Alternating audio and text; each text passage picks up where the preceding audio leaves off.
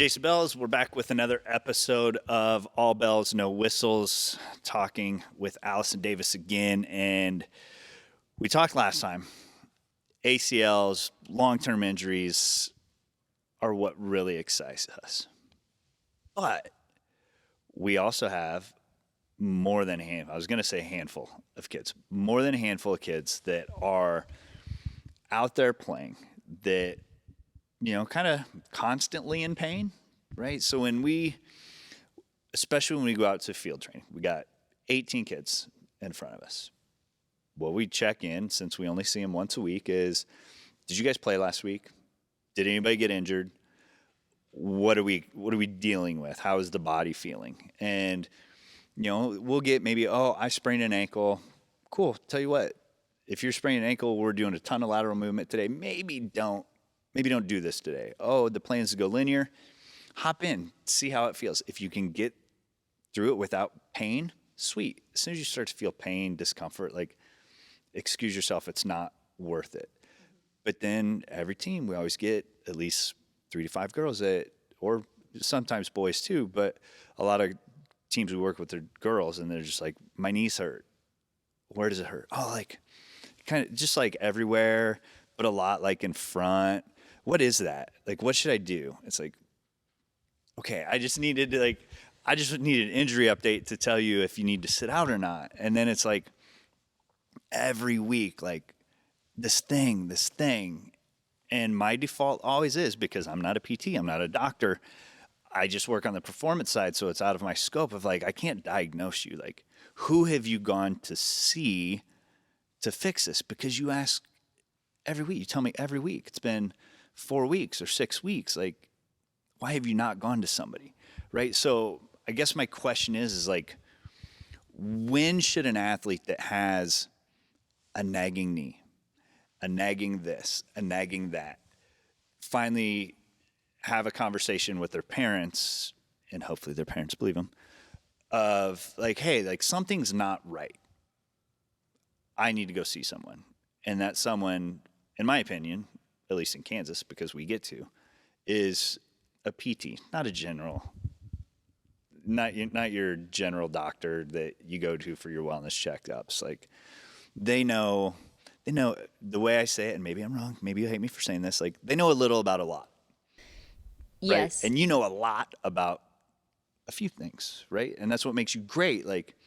Knees, the more we niche into something, the better, right? And so I would rather them always go see a PT, but maybe you say different. But kind of what's that timeline of, I've had this thing, do I go to PT? Yeah, I think the two markers for me are when somebody's maybe complaining about something chronic or kind of one of those nagging injuries or pains. One, if you feel it while you play to the point where you're thinking about it and it's distracting you, that's never a good sign. If you get out there, you start warming up, moving around, and maybe it doesn't fully go away, but you are focused enough on what you're doing on the field that you don't feel it, that I'm more okay with. If you're thinking about your pain in your knee or your hip, it's going to change the way you move. 2, it's also going to change your focus to the point where you don't do things just by reaction anymore. You do things thinking about how it's going to impact your body, and that's going to make you more susceptible to injury because you're going to change your movement mechanics. Yeah, you're not going to be maybe as quick as you thought you were, and so it's just going to leave you susceptible to unfortunate things happening. So if you feel something while you're playing to the point where it distracts your focus, it's never a good sign. And that's when I would say, yes, go to, I do believe that physical therapist is probably the best place to start. If you find a good PT, they'll either be able to figure out what's going on with you and get you kind of on the right treatment path, or B, they'll know somebody who knows what to do for you. So maybe it has been kind of a long time coming. You've just been having shin pain for a long time.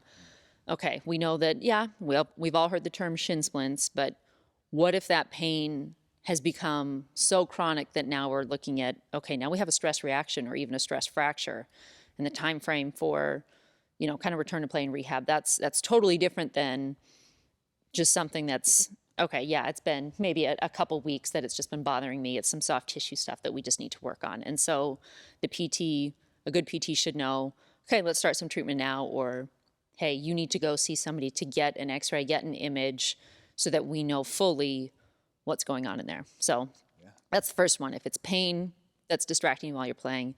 Second one, I don't love it when people say the pain is getting worse after I play. So maybe first week it's doable, it's manageable.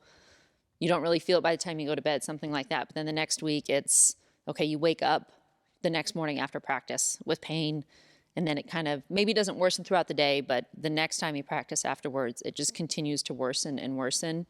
Yeah, anything that increases in severity like that is a red flag for me as well. So in those two instances, I would say, even if it's not a physical therapist, if for some reason you have a vendetta against PTs, then yes, trying to go see an outpatient or an orthopedist, or if you choose to start with your general practitioner, hopefully they would know, like you said, at least a few things about what's going on. And if not, hopefully they would be able to send you to the person that could dive a little deeper into what's going on and be able to set you on the right course. Yeah. So playing through the discomfort, trying to keep going, knowing that it's, you don't want them to think about it because now it's altering mechanics. So they're in that state. They're there for 3 reasons. They are afraid that their coach won't believe them, because we all know those coaches. You gotta love coaches. Right? And so they're afraid to tell the coach because they don't want to lose playing time, or they don't want to be shamed that coach is a-hole. He never believed that girl when she was injured, so he won't believe me. And so I'm just going to keep going because I don't want that.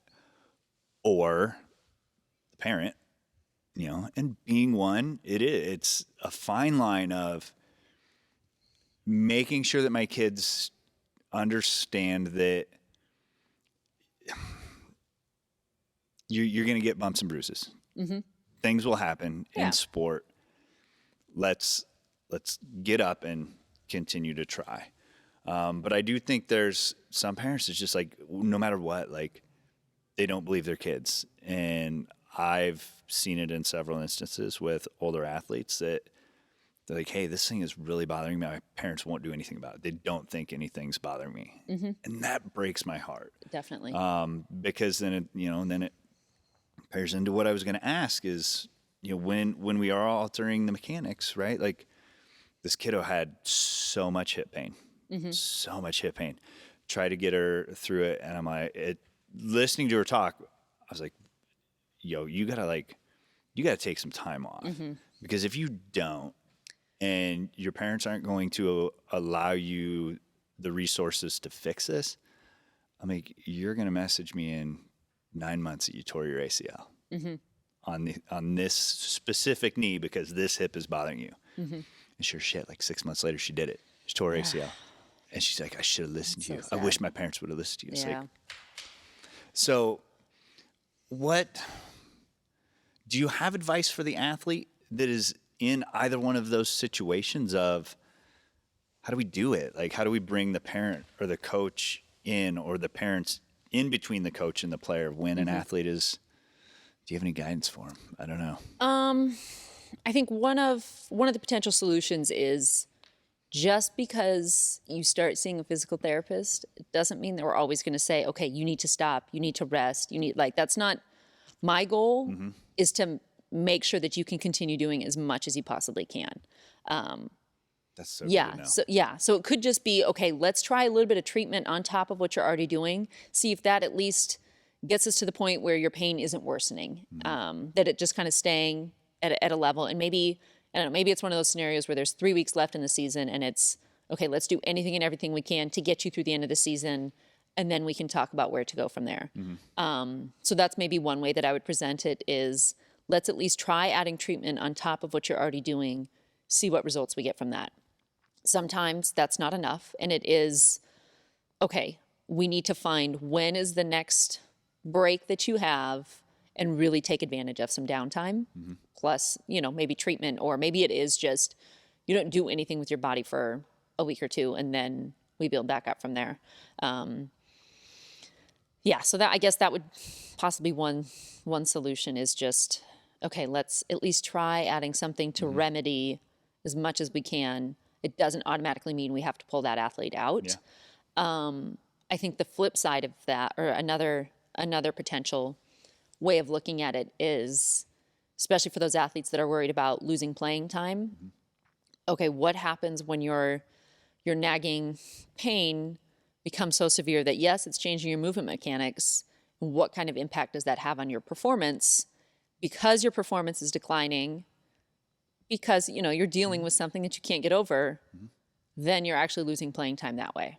Yeah. So, because the coach might not know that you're struggling with something, and they just see week after week you're getting a step slower with, you know, cutting or something like that. And because you're that much slower, you can't defend as well as he needs you to. And so, unfortunately, somebody else plays in your spot. So, yeah. I've never had that thought of having that conversation with an athlete of which way do you want to lose playing time?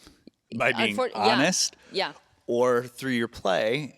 And then I feel like through your play, it might be actually harder to get back into the good graces than an injury. Yeah. Right? Because at least you stay, hopefully you maintain top form once you come back. Yeah. But if you just keep, then and the coach doesn't know why. Can the athlete trust you, or can the coach trust you? Exactly. Right? Exactly. Do they think they're just not improving like the rest of your teammates, or if they know that you're hurt or have something going on physically, that might help them understand a little bit more. And then having those open conversations of, okay, I'm dealing with this. Physical therapy says that I should try this. Let's all work together to make sure, A, that athlete stays on the field, or B, when they get back, they do feel stronger and better. And so they don't have to worry about playing time, that they get back on the field and the coach remembers, oh yeah, that's how that athlete plays. Let's get him or her in. Yeah. So I think that goes too. So parents, if you're listening, telling your kids to play through it because you want to watch them play, right? There's a time and place. Maybe we should believe them and get them in so that they can return to form instead of watching their playing time go away because of injury. And then we don't get to watch our kids play. Yeah. Nobody likes that. No, that's massive. Yeah. Right. And I do want to go back to, like, so my knee pain athletes, looking at them, they're in an age where, you know, if they went to you, I have a feeling what you would say is, girlfriend, you just got to get a little stronger. If you just got a little stronger, less of that force is going to end up here when we're cutting and changing direction, and that pain may go away. Right? So then it's not, again, it's to your point, they're not being pulled automatically because they went and saw you. Yeah. You're just like, hey, like, if you just start strength training, you'd be good. So yeah, I feel like that's all great information for these nagging injuries of, you know, making sure, I guess just to recap, making sure that if they can warm up and it goes away, we're pretty good to continue on. Yeah. But if it's continuing to stay with them as they play to the point that they're thinking about the injury more than the play, the practice, the game, whatever, they're like, hey, that's a red flag. It's a little concerning, yeah. And then even if that is the case, we may not shut them down immediately. We can still, you know, the goal is still to allow them to play while taking care of it. So it's not, admission isn't removal from the game. No. It's just, how can we do this? And then if it is bad enough, then we remove. But at that point, we're probably saving an even greater injury from happening. And so we take a month off instead of having to take 9 months off to repair an ACL. So that's awesome. I appreciate that. Yeah. That's good. I think all the kids, all the parents need to listen to that one. So wrapping up, where can parents, athletes, coaches connect with you say they've got athletes that just keep showing up with the same injury, and they understand that it's not their lane to diagnose, and let's encourage the kids to get healthy. Where can they connect with you? How can they reach out to you and get more information and understanding? Yeah, so I can be found on my website, gamechangerptkc.com. We're on Instagram and Twitter, gamechangerptkc. That's where all my contact information is. So yes, parents, coaches, if something comes up where an athlete's just kind of talking about something that's just nagging them and isn't quite going away, please, yes, find my contact information. Reach out to me. I do offer free consultations. So if it's something where the athlete just needs to come in and we take a look and, okay, yeah, it's maybe a little bit of tendinopathy that, okay, we add maybe these couple of exercises, they can continue playing, everything's okay. Or at the very least, like I said, hopefully good PTs should know if there is a red flag or something more serious going on, A, if physical therapy is the answer. If not, then B, where to send that athlete. And so thankfully, having been in the area, working in the area for a long time, there's a lot of great orthopedists out there that I have a good relationship with, that if it's something where we need to get your athlete in sooner rather than later, thankfully those relationships kind of allow me to help facilitate that. So please reach out, gamechangerptkc.com. My email and phone number are on there. So like I said, goal is to keep the athlete on the field, and if not, at least get them back on the field as quickly and safely as possible. That's awesome. Thank you. Thank you. Always good to hang out. Always. Love it. Thank you. Definitely.